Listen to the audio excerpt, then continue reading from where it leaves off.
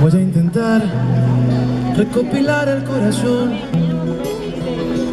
poquito a poco confesar mi diario y mis formas de amar. Hoy mis palabras solo muestran lo que soy.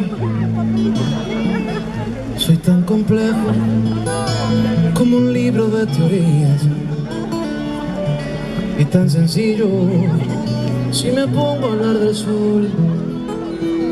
Dicen que suelo ser cantante de una cantina o restaurante y ser famoso con una canción de amor.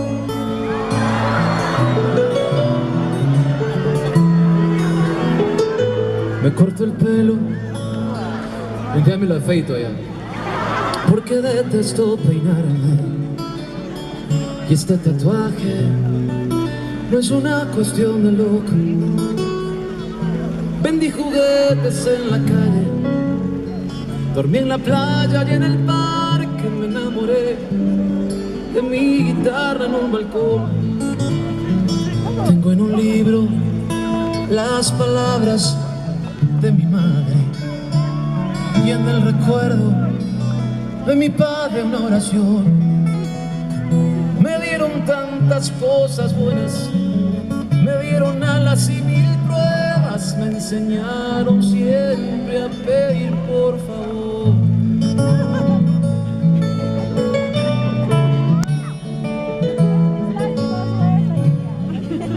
Tengo 3 niños que me alumbran la mañana y una mujer que me acelera el corazón. Tengo defectos, muchos, y virtudes, pocas. A veces paro por las nubes cuando me hablan y yo no presto atención.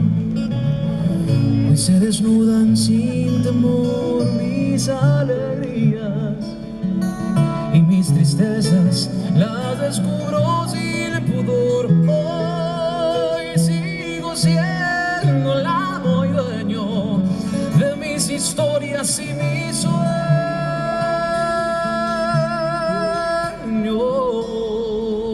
de mis viernes